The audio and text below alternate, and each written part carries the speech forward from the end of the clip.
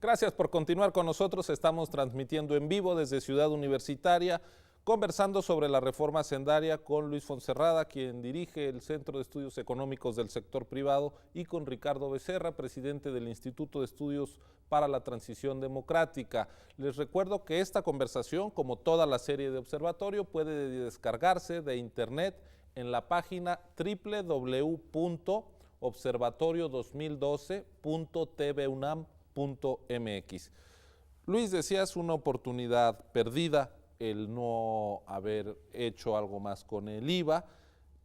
Yo quisiera que fuéramos ahora a los impuestos directos, a los impuestos al ingreso, en donde hay una leve, pero por fin una modificación hacia arriba de la tasa del impuesto sobre la renta, del ISR, y se empiezan a gravar, así sea de forma aislada, no metiéndolos a toda una canasta de ingresos, por ejemplo, los provenientes de ganancias en la bolsa. ¿Cuál es tu evaluación de esta otra parte de la propuesta? Sí, yo creo que es una parte positiva de la propuesta, probablemente insuficiente también. El incrementar los impuestos directos a las personas físicas tiene sentido. Se incrementó solamente un par de puntos, no es suficiente para la recaudación que requiere el gobierno, pero como tú dices, efectivamente es un paso en la dirección correcta. Hay otras modificaciones, por ejemplo, esto de las ganancias de capital en la bolsa, el impuesto sobre los dividendos que pagan las empresas, se elimina lo que se conoce como consolidación en las empresas, que era una forma de compensar ganancias con pérdidas en el mismo grupo industrial, y eso favorece la recaudación y permite excluir a algunas empresas que podían estar simulando ese tipo de operaciones para eludir impuestos. Así que todas estas modificaciones van en el sentido correcto. No deja de ser peligroso en términos de competitividad un incremento a los impuestos de las empresas, porque somos de los países más altos en términos de impuestos provenientes de empresas, ¿no? Los países están tendiendo a incrementar los impuestos directos a las personas físicas y a reducirlo a las empresas para propiciar la inversión y de esa manera propiciar el empleo y, sin duda, a través de eso mejorar la calidad de vida de todos los habitantes y generar una mejor calidad de vida. Entonces, creo que es un paso correcto. Podría haber sido aún mejor si se hubiera reducido el impuesto a empresas para que eso se convirtiera en inversión y permitir que también se acreditara o se dedujera todo el monto que va a inversión, ¿no? Entre más propiciemos la inversión, más vamos a crecer, más empleos vamos a generar. Ricardo Becerra, también en esta materia empezamos a, digamos, virar el timón respecto a lo que se venía haciendo en los últimos años. Incluso se había dado una reducción al 28% hace unos pocos años del impuesto, de la tasa máxima, el impuesto sobre la renta. Hoy se empieza a corregir ese rumbo. ¿Cuál es tu apreciación? Bueno, yo creo que es correcto, compartiendo otra vez con Luis, el asunto de la carga a las empresas, que no a los individuos ni a la riqueza de los individuos, donde hay un campo y una necesidad de recaudación legítima e importante. Pienso, por ejemplo, en el impuesto a la herencia, elemental, ¿no? O el impuesto pues, al patrimonio, o el impuesto predial, simple y llanamente, ¿no? Esa serie de impuestos directos que uno puede dirigir claramente a quien más tiene, pues sí nos fueron debidamente explorados. Sin embargo, sí existe este viraje al reconocer que no son los indirectos, o al menos en este momento, no son los impuestos indirectos los que deben ser la base de la reforma fiscal. Pongo, sin embargo, anoto un punto que siempre se olvida, siempre como que se hace a un lado un poco deportivamente, ¿no?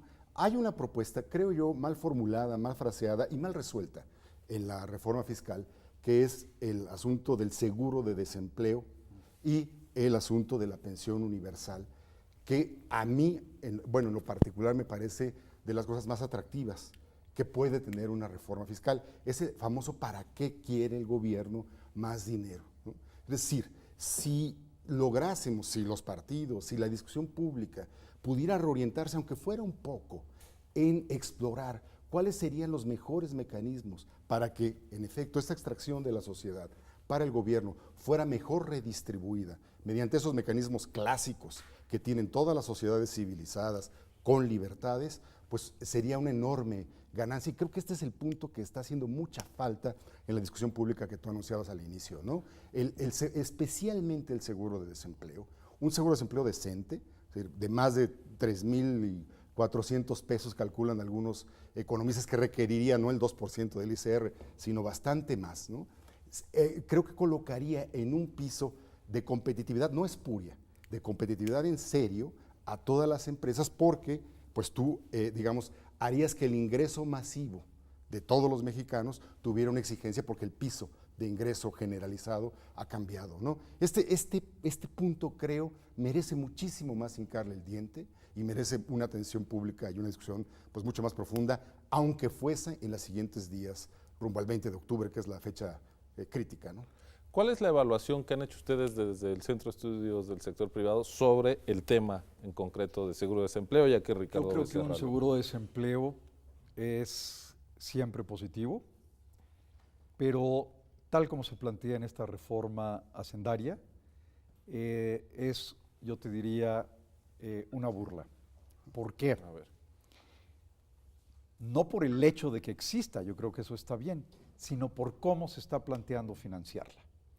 No se está financiando con los impuestos, con la nueva recaudación, sino con las aportaciones que ya existen, que ya han hecho los trabajadores para su vivienda, para Infonavit, y de ahí se está planteando que se tomen los recursos parcialmente para cubrir ciertos meses. Entonces, ni siquiera se está financiando con los nuevos recursos, está restándole a los trabajadores lo de Infonavit, que además se podía convertir en parte de su pensión posteriormente si no es utilizado, y se están utilizando recursos que ya aportó el trabajador. Entonces, ahora, sería sobre la cuota patronal, dice la iniciativa del Ejecutivo. que también va a los fondos de los trabajadores. Sí. Que va a los fondos de los trabajadores. Entonces, ninguno de los recursos adicionales está yendo hacia allá. Se está tomando algo que ya existía, ¿no? Es sin duda plausible que haya un seguro de desempleo, eso evidentemente, fundamental, pero tampoco se está planteando correctamente ni se está financiando correctamente.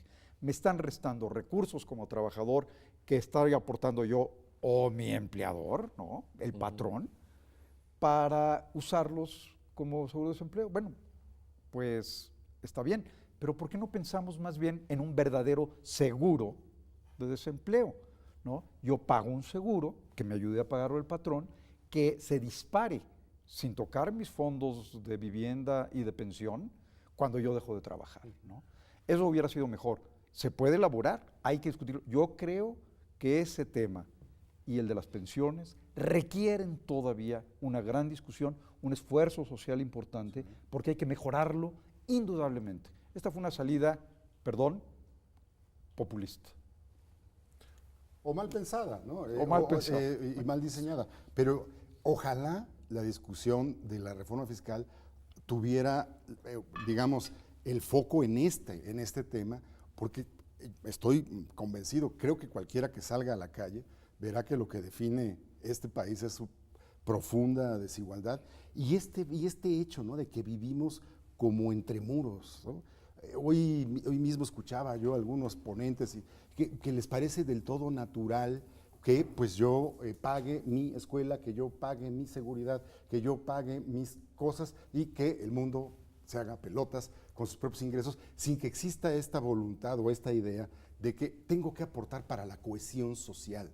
Y luego, claro, luego por esta falta de cohesión social se nos aparecen unos espantos, como el problema de la inseguridad o como la expulsión de millones y millones de migrantes durante los últimos años. Pero yo sigo de acuerdo con Luis. Creo que el punto del seguro de desempleo tiene que discutirse mucho más, tiene que ser una discusión que no abandonemos, y como bien se apuntaba en la mañana en un seminario, este puede ser probablemente el único mecanismo que tengamos para revertir uno de los peores síntomas de nuestra economía política desde hace 30 años, y es que el salario ha decrecido casi al 80% de su monto desde Tengo los que años hacer una 70. pausa, regresamos a discutir el tema, si les parece bien, del déficit y el presupuesto estructural que ahora plantea el gobierno. Continúe con nosotros, esto es Observatorio, regresamos en unos segundos aquí en vivo desde Ciudad Universitaria.